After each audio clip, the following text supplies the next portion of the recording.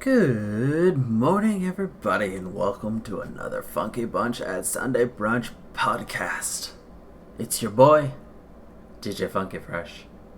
Bright and early, May 3rd, 9 a.m. I'm dead tired right now. I will tell you that. Anyway, at the beginning, I'll do my quick plugging.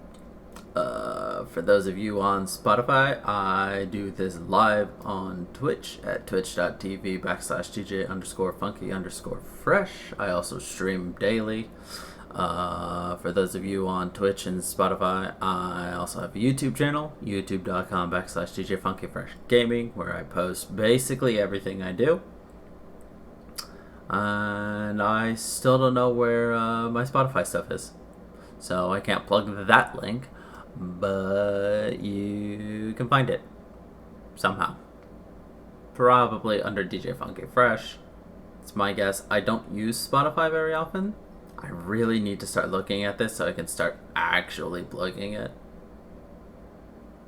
Oh well. Anyway, yeah. I guess it's been a long week. But hey, it's a good month, you know. We're in May. It's springtime.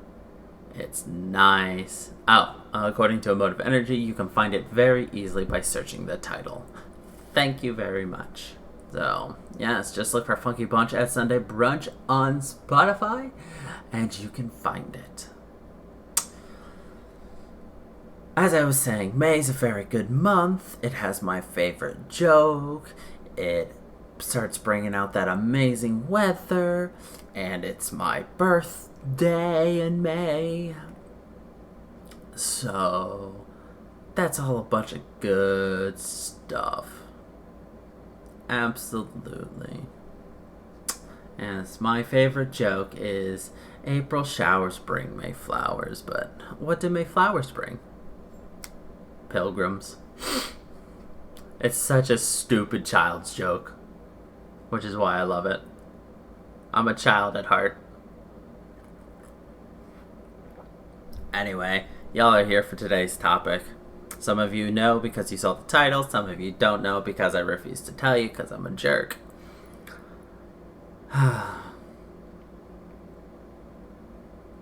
So if I tell you guys to close your eyes and just visualize a nice beach, can you see it? For those of you who can't, like me, and like Emotive, as you can tell from her freaking out if you're watching this video either live or otherwise, you have something referred to as aphantasia.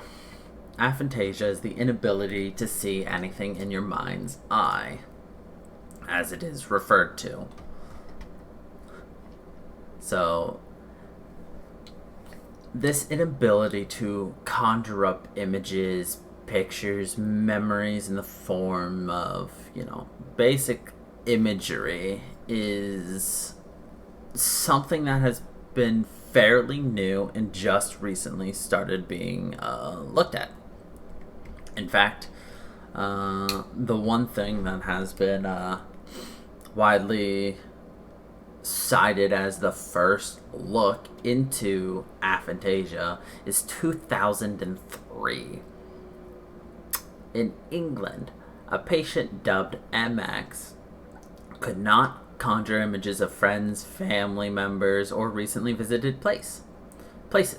The reason that he even brought this up at all is because he was a retired surveyor who loved reading novels and usually drifted off to sleep, visualizing recent events, loved ones, and buildings. However, he had undergone a procedure recently with to open arteries in his heart because he had during the event he suffered a minor stroke. During that time, his mind's eye was closed.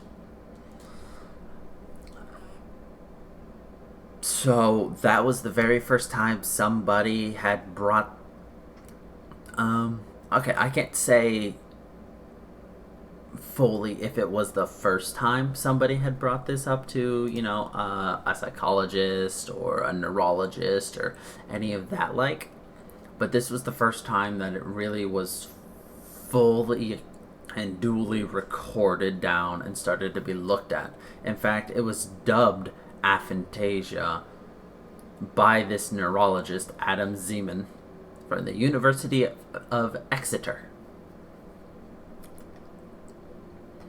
So, aphantasia, which is broken up into two words, which is not, and phantasia, which means imagination in Greek.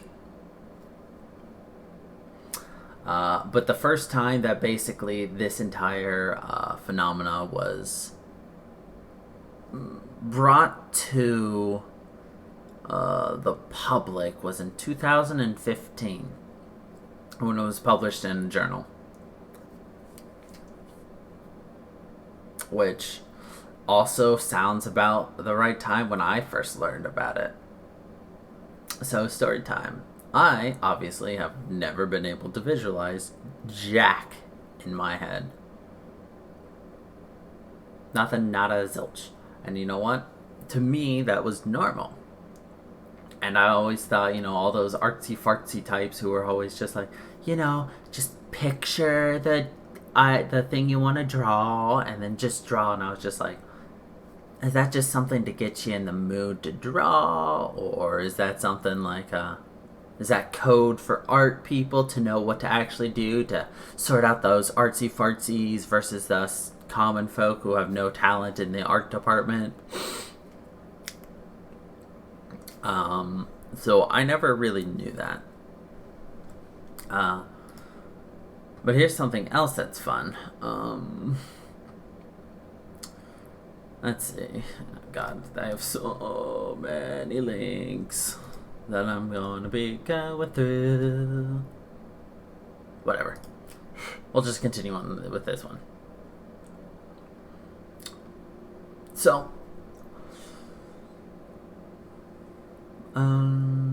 we're gonna continue going through Zeman and MX's first look at aphantasia.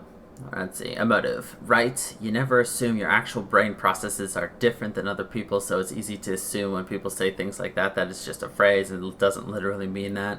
Right. Like, I have sayings for things that are normal for me that if I would just say to somebody else as a, oh, this is how I do it, I do this, you just assume, oh,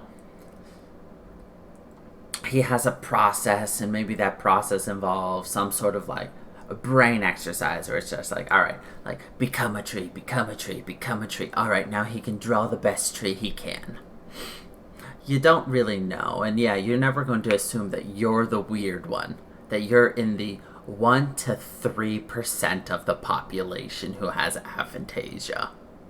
That's right, we are the minority. Anyway. So, Zeman and his colleagues began testing MX's visual imagination in several ways. They had control subjects and then MX. So they had questionnaires assessing the ability to produce visual imagery. And he did poorly on those. However, he was able to accomplish tasks that just typically involved visualization. So, for example, when asked to say which is a lighter color of green, grass or pine trees, most people would decide by imagining both grass and trees, and then comparing them. MX was correctly able to state that pine trees were the darker green than grass, but he insisted not because he had visual imagery, but I just know the answer. Which, to be honest, I can't tell you what green is green. Which I could not picture the two greens. But I do know for a fact that a pine needle is a hell of a lot darker than a grass blade. So, let's see.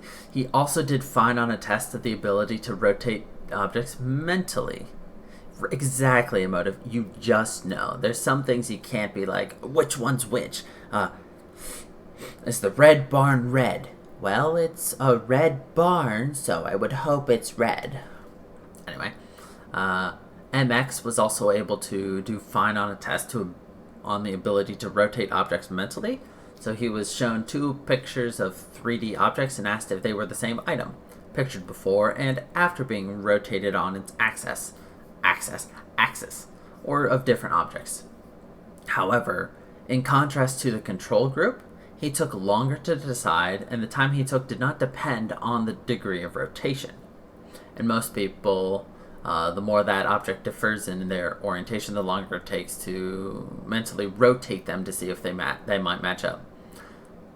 Maybe that's why I always had trouble with like those optical illusions and things where it's just like, all right, now make your brain see this slightly different, or, rotate this slightly different and you'll be able to see something. And I'm just like,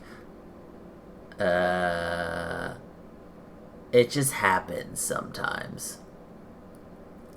I can't just stare at something and go, change, because it's like, if I close my eyes, I can't even see this.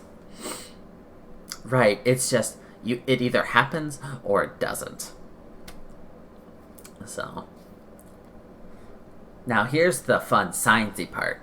So they did an fMRI, a functional magnetic resonance imaging of MX's brain, and that supported his claimed inability to produce a mental image. Generally, when people are asked to visualize a person, place, or object, a network consisting of various brain regions is activated. Some of them are involved in decision-making, others in memory, others in vision. In MX, the visual region showed very little activity, whereas those responsible for decision-making and error prediction were more active. The findings suggested that MX used a different strategy than the controls did when tackling the visualization tasks. So, for instance, in the rotating, instead of the regions of his brain firing to be able to visually rotate that, instead it was probably analyzing what he could see and then probably like ticking off boxes, being like, all right, could it be this? No. This? No. So, fun little things like that. So, and in extensive literature search on the inability to form visual imagery offered little help in understanding MX. The first mention of this phenomena was apparently in 1880 by Francis Galton with his breakfast study. This British naturalist asked 100 adult men to talk about the table at which they ate breakfast each morning. He requested information of the lighting, sharpness, and color of the images in their head. Much to his astonishment, 12 of his subjects were unable to tell him much. They'd assumed up to then that the phrase mental imagery was meant not literally. So since 1880, other researchers occasionally reported on people who had no ability to create these imagery. However, some had even conducted surveys to estimate the prevalence. In 2009, Georgia reported that about 2% of the 2,500 people he queried reporting having no visualization imagery, but aphantasia itself attracted little to no research or public attention. In 2010, that's changed after Siemens' team published its study of MX. Discover magazine reported on the findings, leading a number of people to come forward, all saying that they had never been able to create mental images. Which is different than MX, who, had a new problem. Zeman and his 2 colleagues then had 21 respondents answer questionnaires about the visual experiences, including one known as the Vividness of Visual Imagery Questionnaire. That could be something interesting to look into. It's something I would consider doing on stream, but I'd actually have to look at it to see if I can just talk it out as I go. Emotive, could you go look at that really quick for me to see if it's something I could do online and talk myself through it for everybody? So yeah, it's called the Vividness of Visual Imagery Questionnaire. But they published the findings in 2015 using the name aphantasia for the first time. So 2015 was the first time aphantasia was put out as a thing. Before, it was just inability to create visual images or mental images or having a visual imagination. Let's see. Most of the 21 respondents from the second study realized in adolescence or early adulthood through conversations or reading that other people could call up images in mind. And although many of the respondents had dreams or flashes of visual imagery while awake, all were substantially or completely unable to purposefully call up images in their mind, such as pacifications or even their own wedding. Since 2015, aphantasia has become the subject of articles, TV reports, blogs, and podcasts. Oh shit, it's about us. A Facebook entry by Blake Ross, who helped develop Firefox, made its rounds, and Ross too described his inability to create these visual images, and several thousand have filled out the VVIQ, thanks to it, in part to its posting by the BBC. It and Another Question are also posted at Eye's Mind webpage. There you go, Eye's Mind webpage, EYE''S Mind. Based on the first 700 or so surveys, Zeman estimates that aphantasia affects about 2% of the population, in line with Faw's 2009 conclusion. The guy from Georgia. Could definitely do it. Alright, could you link me, please, on anything? Not Twitch. Let's see. Many people with aphantasia realized only after Zeman's multiple studies were published that there was such a thing as seeing with the mind's eye. Many also found it comforting that there was now a name for something that distinguished them from others. They had found it hard to describe in words their inability to visualize. When they tried to explain, they were often met with incomprehension. Zeman was astonished at how grateful these people often were.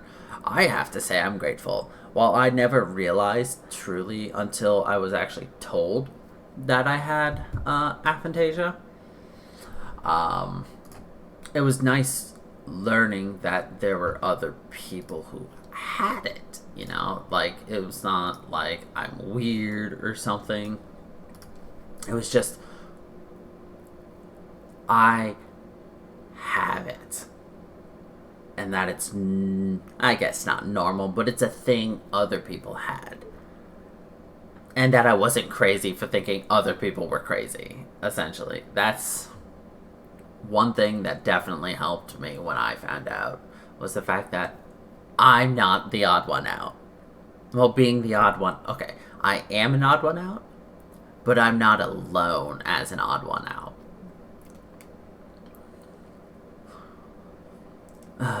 So, here's a story of one of the people who realized that they had aphantasia. A Jonas Schlatter from Berlin describes his own moment of discovery. Schlatter scored very low on the vividness questionnaire, which is viewed as strongly diagnostic of aphantasia. Like some of Galton's study participants in the 1800s, Schlatter always thought that such expressions as fading memories or "let me paint you a picture" were simply turns of phrase. But then one evening at a house party, he came to understand that he was wrong. In the kitchen, he got into a conversation about how it could be that a person can simultaneously see something and create a mental image of it. The question initially seemed nonsensical to him, but he realized that he might differ from others in not making mental images. The next morning, he began questioning his friends about their experiences, doing some internet research. To his great surprise, he found that the ability to visualize images is real, except not for him. When Schlatter first began to discuss his discovery with friends, he also learned that people's ability to synthesize images differently. His 2015 study included 121 control subjects. Most of them showed a moderately good ability to visualize, but there were outliers at both ends of the scale, with more subjects falling at the high end than the low end. Zeman calls the above-average ability to create vivid images hyperphantasia. Like, that would be amazing, wouldn't it, to be able to have hyperphantasia? The ability to hyper-visualize? Granted, that could be horrible with someone with anxiety or huge fears. Like, if you have a huge fear of spiders, you would not be able to escape it. Just the word spider could conjure up multitudes of spiders, giant spiders, small spiders. But at the same time, for somebody like emotive, like she says, literally imagine my art. You're like, oh man, I would love to create, this beautiful flower. Just close your eyes, you don't even have to think of a specific flower. You could make your own flower up. Imagine, what if people with hyperphantasia are actually able to think in new colors? Like they've got brorange over there, or perorange. Brorange would look ugly. Perorange, a purple orange. Like a beautiful shade of color that the world has never seen before, but a hyperphantasiac can. That would be amazing. Anyway, so all this research from Zeman has raised a number of questions. One is whether aphantasia exists at all. Could people who think they are not making mental images simply be describing their images differently from the way other people do? After all, surveys elicit subjective descriptions, not objective measures of what's going on in their brain. Zeman admits that answers on the questionnaire are prone to a certain amount of error, but he is convinced that aphantasia actually occurs. For one, neurological findings, such as those in the case of MX, support that claim. For another, people who report lacking a mind's eye sometimes have other anomalies related to visualization. I mean, I can flat out tell you, if you tell me to picture a beach with a Corona bottle and a nice little beach chair, and a palm tree, and seagull, I can't see it. I can't see anything I just said. Can I hear the waves? No. Can I feel the heat? No. I get nothing, because it doesn't exist in my head. It is real.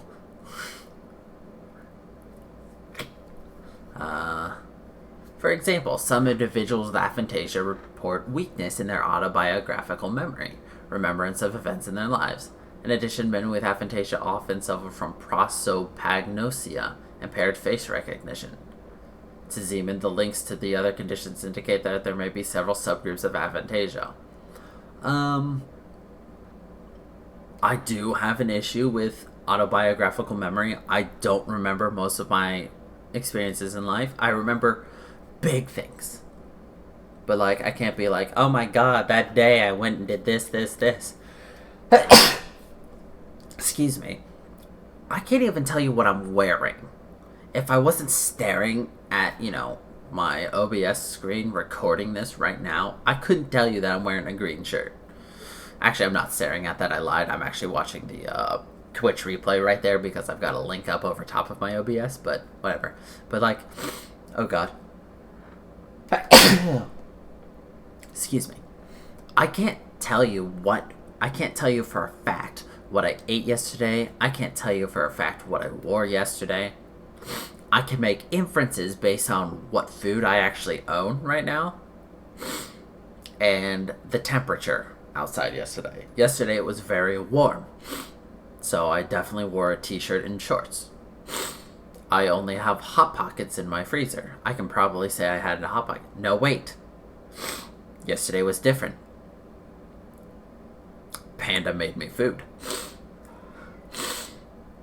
I did not have a Hot Pocket for dinner last night. But, like, if something like that didn't happen, it's like, well, did I have this? Did I have this? I don't know.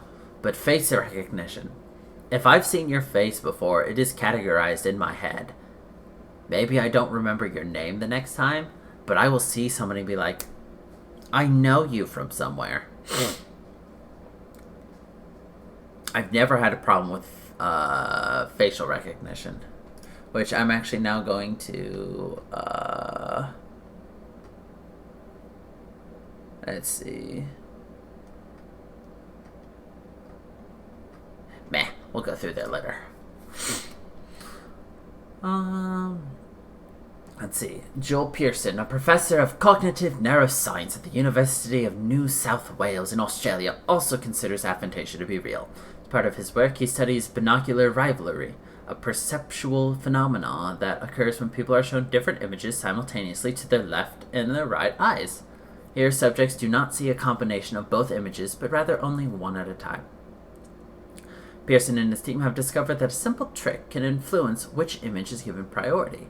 Asking volunteers to visualize one of the images before the test increases the probability that the image will come to the forefront during the test.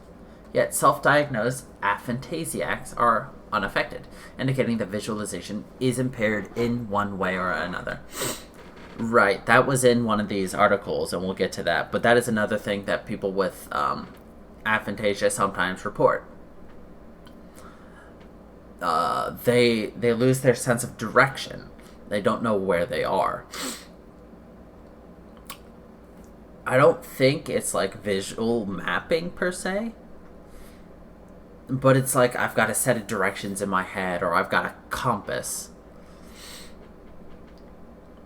Like, while I can't like close my eyes and call up a map of the place I just went to, or like visually create this 3D world in my head of exactly where I walked to and how to come back from it.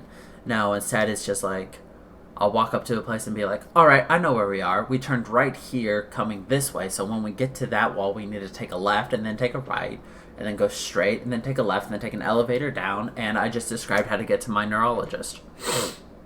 I think I just made that all up.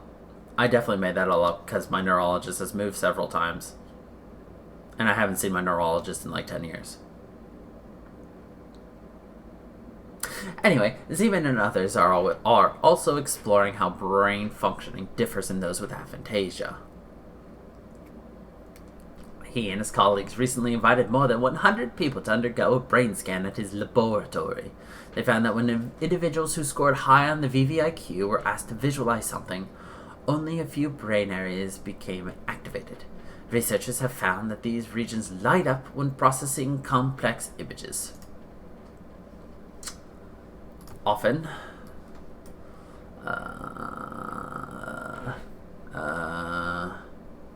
whoops, I lost where I were. Researchers have found that these regions light up when processing complex images such as faces, events, and spatial relationships. In contrast, more and different brain regions lit up in people who reported that they lack the ability to visualize. Those individuals tend to use regions associated with the control of behavior and planning, as seen in MX. Zeman has not studied extensively the other extreme, hyperaphantasia. Many people with hyperaphantasia have told him, however, that they easily lose themselves in daydreams about the past or the future.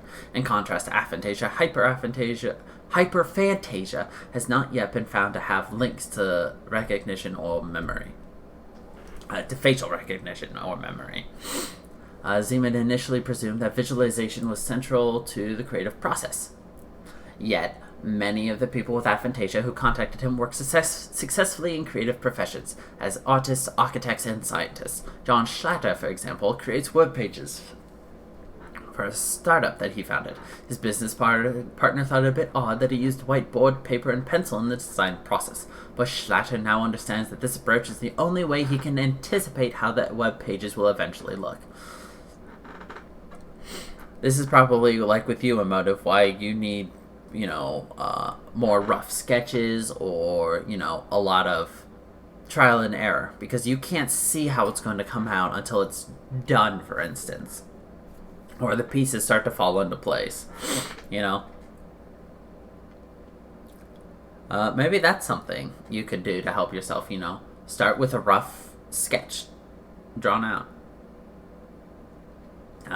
How people deal with this condition differs from person to person. Some would like to learn to visualize, but no one has managed to do that yet.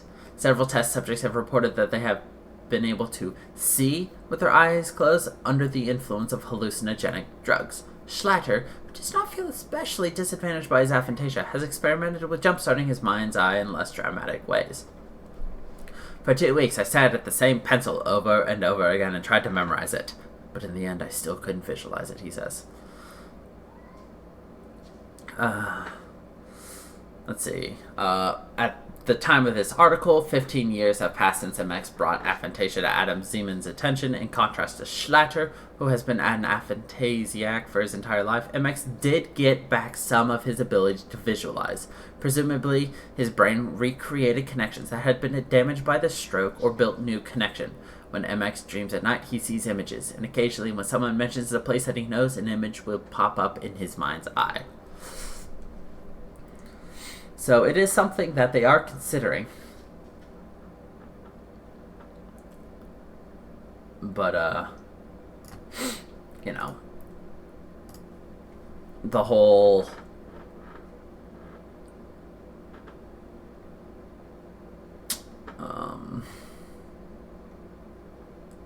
for the whole thing,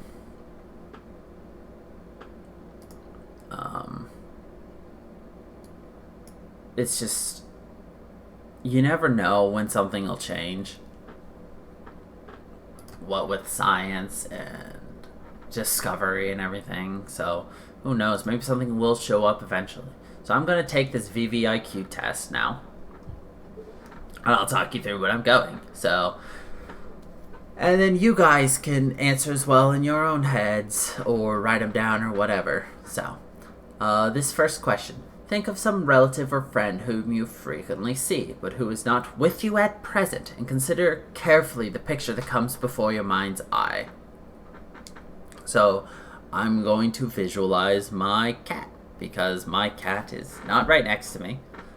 He's probably in the kitchen or meowing at a door. So, close my eyes and try to picture Lucius.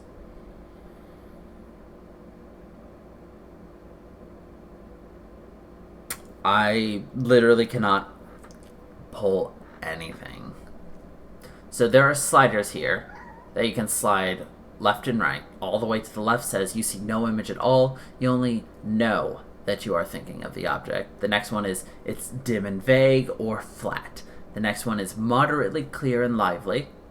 Then it's clear and lively. Then all the way to the right is perfectly clear and lively as real seeing. Unfortunately for me, I can conjure literally no picture of the cat. So the first one is the exact contours of face, head, shoulders, body. Now it's cheating because he's right next to me, but I can tell you for a fact, even with him right here, I can't see him. The next one is characteristic poses of head, attitudes of body, etc. I mean, each of these questions I'm going to retry to visualize it, but I cannot, so once again, this one is no image at all. The precise carriage, the length of step, etc. in walking. I mean, closing those eyes, picturing so hard at Lucius. Nothing, so once again, no image at all. The different colors worn in some familiar clothes, or in his case, his fur. I cannot see it, but I know what it is. So I'm going to hit next. Okay. The next question. Let's see. If you can't see the cat, how are you supposed to picture him walk? I think some of those questions are for the people who can get some kind of picture. Like they want to capture the hyper-phantasiacs as well as the Aphantasiacs and the people with, right in between. But, I understand. But you never know. Somebody listening can be like, well, I see, like a black and white grainy picture of somebody. But, it's like somebody just kind of drew them, It's kind of flat. Right, exactly. So the next question. Visualize a rising sun. Consider carefully the picture that comes before your mind's eye. So I'm going to close my eyes.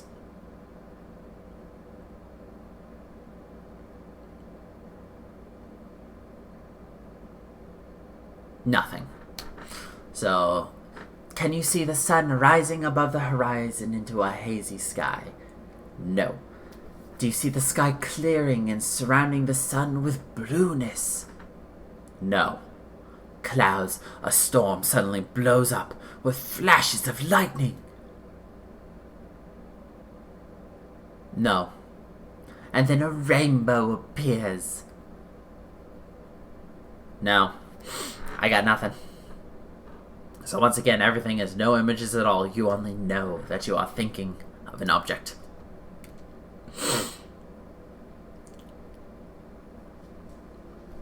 I kind of figured my answers would also be all no. But this is also more for everybody else who's watching and listening. So Now, think of the front of a shop, which you often go to. Consider the picture that comes before the mind's eye.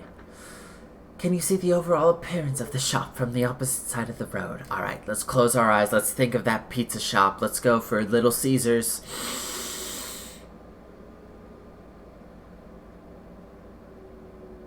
Nope. A window display including colors, shapes, and details of individual items for sale. I hope they don't have individual slices of pizza in the windowsill for sale, but I'm going to envision pizza hanging on the window. No.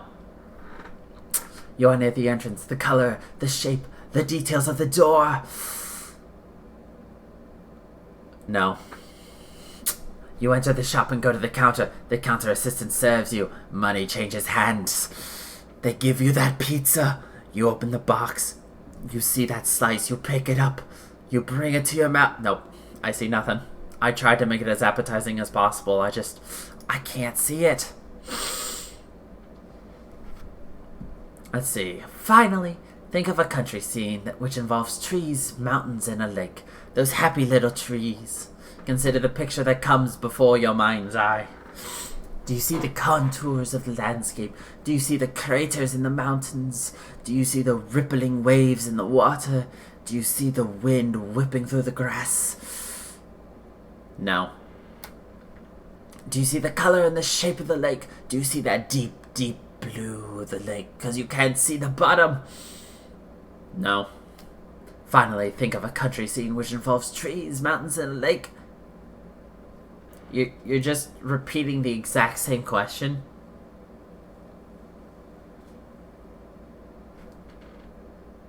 Nope, even though you asked the question twice, I still can't see it.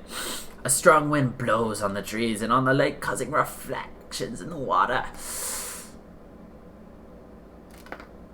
No.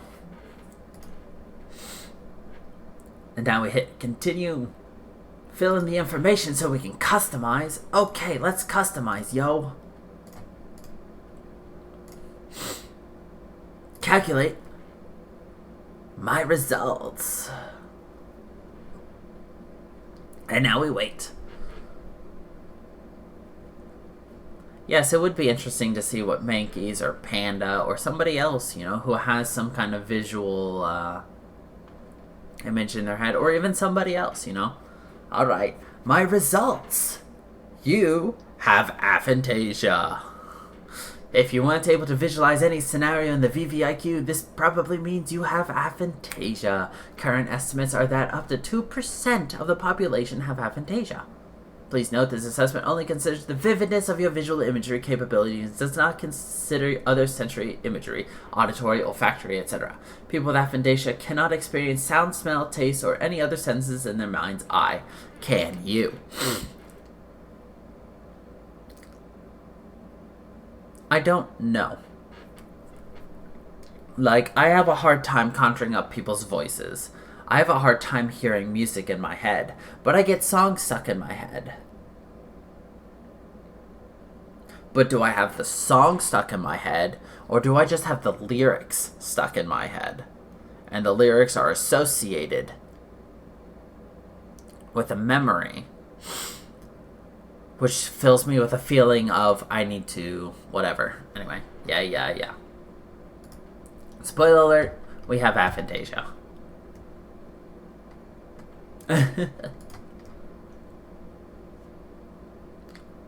Emotive says, same. I get songs stuck in my head, but it's the words mostly. I don't hear it in my head.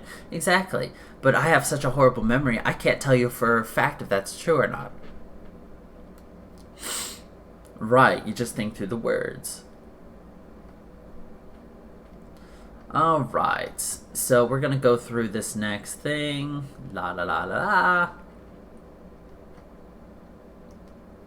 Let's see. So we're on another website with some more things. So here's a small blurb on aphantasia and memory. When people normally cue a memory, they are often able to imagine events almost as though they are replaying a video of the experience. They often recall specific imagery that stands out about the memory. For people with aphantasia, memories of events are often considered simply of a listing of facts. true. For me, it's always been facts.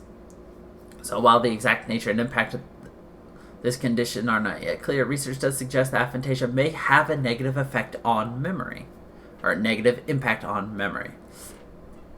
For instance, someone with aphantasia might remember the day they were married, names of the people who attended, and even what the weather was like that day, but they will not be able to form a mental image of the events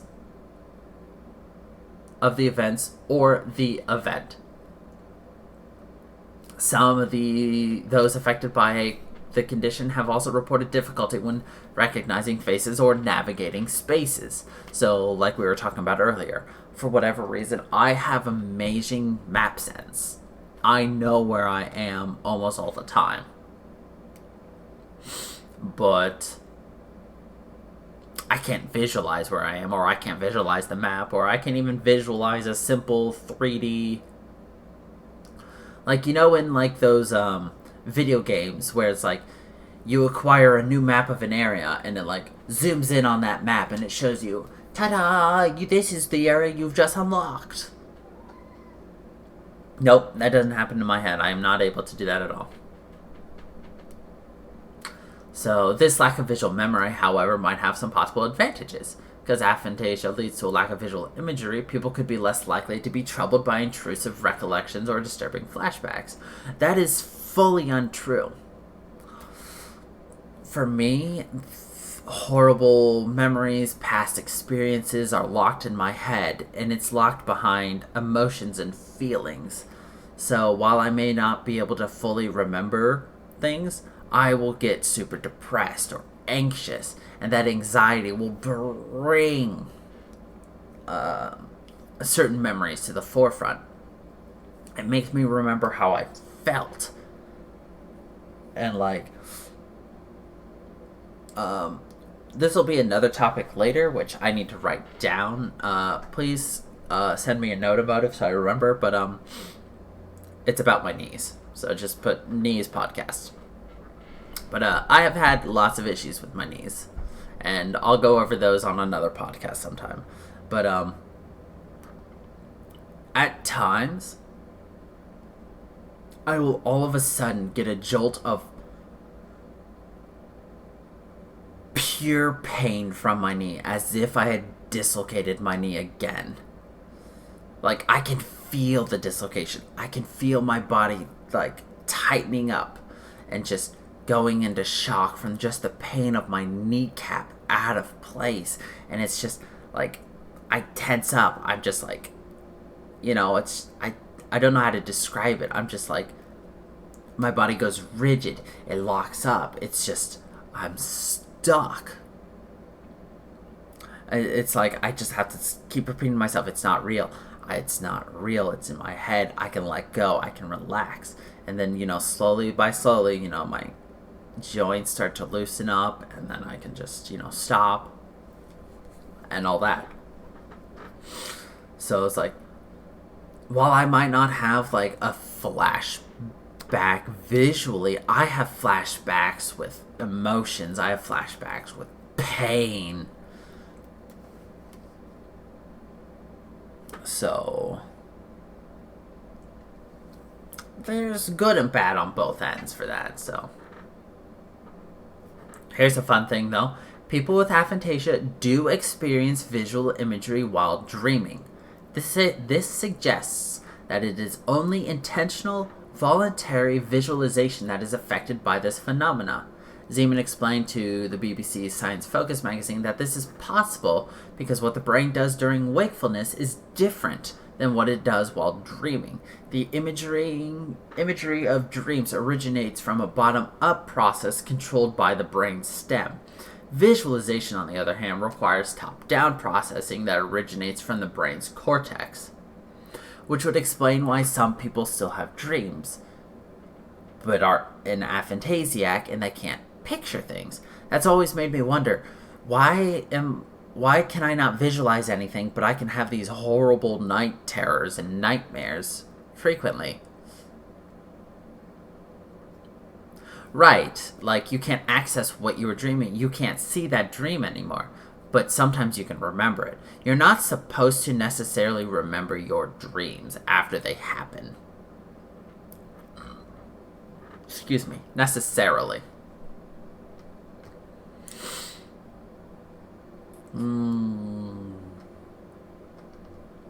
Let's see. Here's a little thing on living with aphantasia. Not being able to visualize people and places can be distressing for people with aphantasia. Not really. It was never distressing until I realized I didn't have it, and even then it didn't impact my life at all. Not being able to picture the face of a loved one who has passed away, for example, can be upsetting. I can understand that one. The available studies suggest that having aphantasia does not necessarily hurt a person's success in life. People from all walks of life experience this phenomena, including successful doctorate students, engineers, and other professionals. A poor emotive, she says she was distressed and still am. Yeah, I can understand that from your perspective, but from mine, I am not. Because of the way I live my life, and I have centered my life, and just how I live it, I don't require it. Sure, it'd be very nice, but it's not necessary for me to live and to continue through life having it, you know? Let's see. It is important to note that this phenomenon is a normal variation of human experience, not a condition that requires treatment. This doesn't mean that it might not have an effect on different aspects of your life, however. Mental imagery also plays a role in learning, so not being able to visualize scenes in your mind may make certain aspects of learning more difficult. A number of questions remain about this phenomenon, including just how prevalent it may be and whether it might have a genetic component. Let's see, Motive says, clearly I don't require it, but I feel like I'm missing a huge part of human experience that almost everyone else gets to have. Maybe. But what if a bunch of these people who don't have aphantasia don't even utilize visual imagery? What if they're just like, oh, hey, can you toss me this apple? And they're like, what's an apple? Close eyes. Apple. Got it. Here's an apple. And, or some people's just like, they don't think about it. Like, sure, it would be a lot easier to, for you as an artist to be able to do it. But there are a lot of successful artsy-fartsy people who, don't. For instance, former Pixar chief Ed Catmull has aphantasia.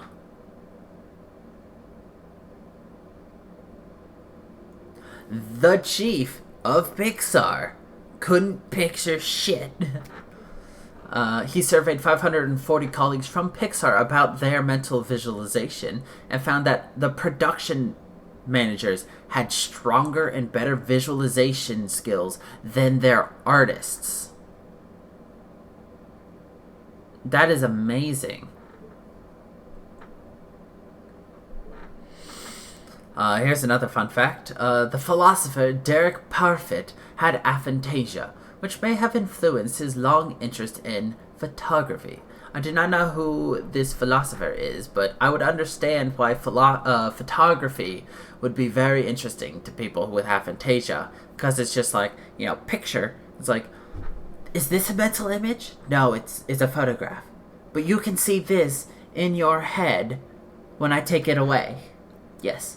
Fascinating. Something like that. I don't know. But,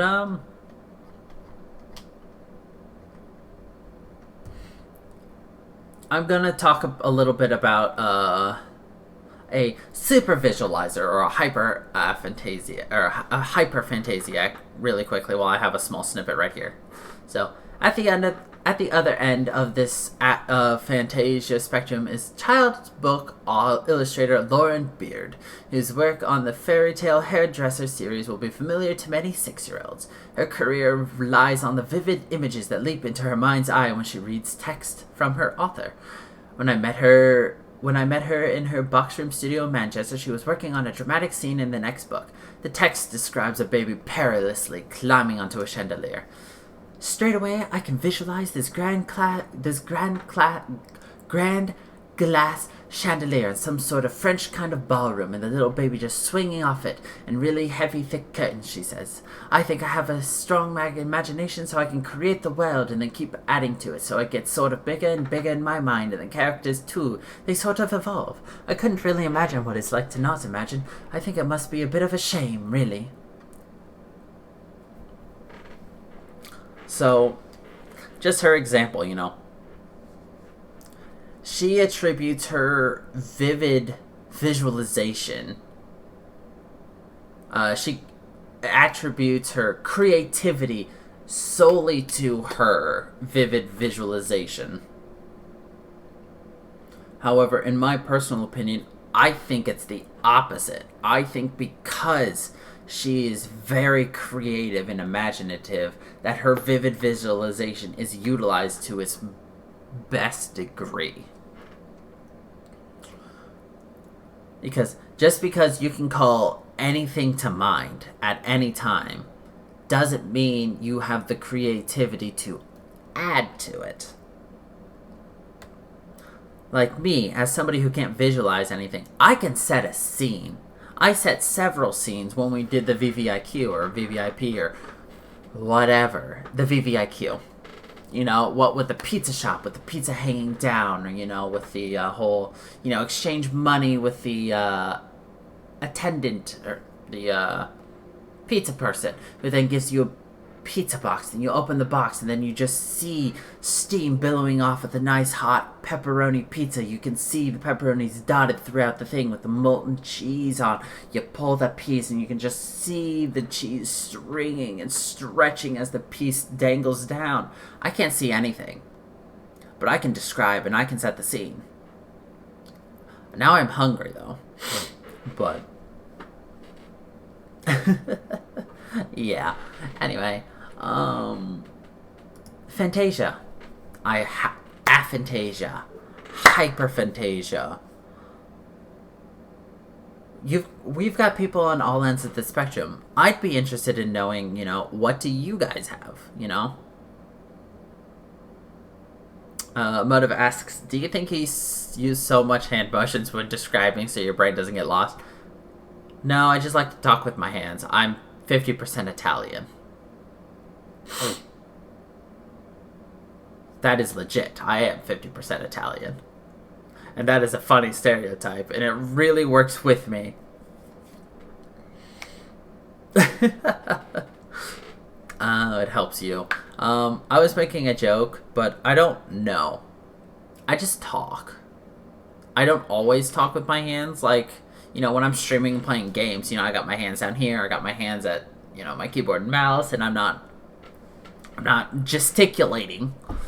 So, I guess for those of you who are listening on Spotify or SoundCloud, I gesticulate. Another reason to watch on Twitch or YouTube.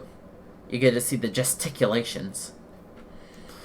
But yeah. Does anybody have any questions? I'm going to start wrapping this up, though.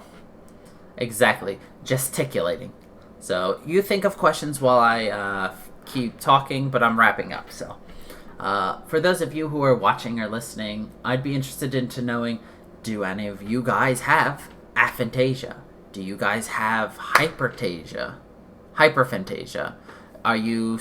Where are you on the spectrum? If you have hyperphantasia, do you, for instance, can do this, like a small subsection? Can you do a huge subsection?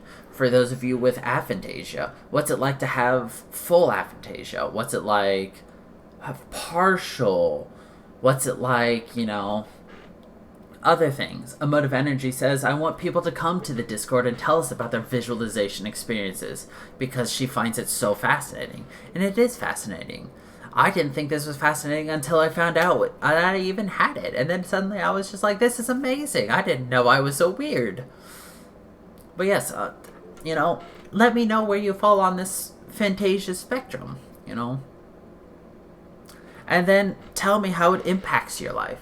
Is it a positive? Is it a negative? How would, having it differently affect you? Like, if you have aphantasia, how would life be if you could visualize? If you have hyperphantasia, what would your life be like if you didn't have it? How does it help you in your job? How does it hinder you in your job?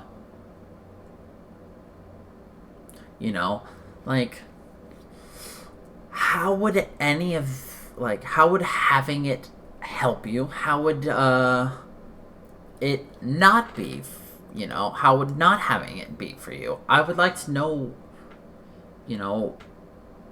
I'd like to hear your story. In fact, if we get enough responses, I'd like to read people's stories,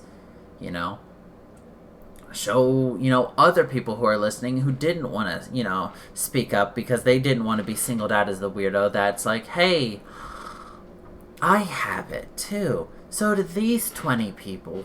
Maybe it's not as, weird as it still feels to me. Motive asks, describe what memories are like for me. I don't know. That would require me to remember what memories are like for me. That depends. For instance, last night during the stream, I was telling you about, I was trying to make a joke about my horrible memory emotive. Last night during the Dead by Daylight stream, Good Charlotte song came on, and I'm like, oh, hey, did you ever read, A Clockwork Orange, like I suggested to you? Music is tied to memories for me, especially if I've listened to a song over and over and over, or a group over and over and over while doing something. I listened exclusively to Good Charlotte when I did English. Now I know, I'm going to expand on it. Don't worry, emotive. But because I exclusively listened to Good Charlotte when I was doing English or reading books for English or writing papers, I have strong memories attached to those books and English as a whole. Specifically with Good Charlotte. And I also did the same thing for very catchy songs that I could remember in my head. So when I was studying for the bar a couple years ago, I would listen to specific songs for specific topics in the hopes that I could then be like, oh crap, this is a constitutional law question. What was that song I got stuck in my head? Let's see if I can't get some lyrics.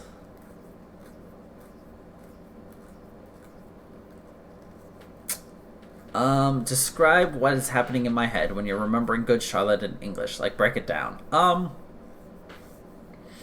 Not much. It's like, I'll be honest, it didn't really work very well. What it does is call to mind the memory of the book.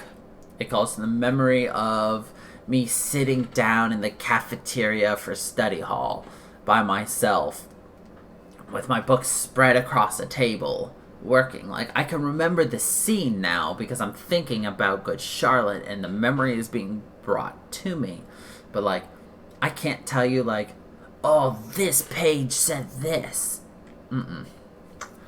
It's like, I can get fleeting images, or not images, fleeting flashes, not images. I get, like, fleeting flashes of scenes that happened. Like, it's text. I see text. It's like I pull out a card and I can read it and be like, oh, you were reading A Clockwork Orange while eating Bosco sticks by yourself on a sunny day. File it back. I don't have a good memory. So what I could be saying right now is wrong. And me trying to purposefully bring these memories up necessarily aren't going to be correct. But let's contrast that to me playing a video game. For instance, we just started yesterday Final Fantasy 13. I haven't played Final Fantasy 13 since 2013. And yet I remember what to do. I remember skills. I remember conversations in the game. I remember how to play the game. I know how to beat the game as I'm playing it. Like, I don't forget anything from the game. And yet I'm able to go through and be like, it's like riding a bike. I know the game. And I can't even tell you what shirt I'm wearing. Like, what is this memory of mine? But we can do memories on another day as well. If you want. Like, the storage of memories, the recollection of memories, things like that. That is something I can consider putting on for a future podcast. Excuse me, but yeah. If there are no more questions, I think that we are going to end our stream here. I would like to thank everybody for our journey down Aphantasia Lane with a tiny little hypertasia taste. Please feel free to provide me your stories, what you have. Tell me your results. We have a Discord group that you can find links to on Twitch. Or you could even ask me and I can give you the Discord link. And then you can join and we can talk about things. But yeah. I think that's going to be it for today. Thank you everybody for listening. I look forward to seeing you all next week. So, until the next time, everybody. Stay funky, people.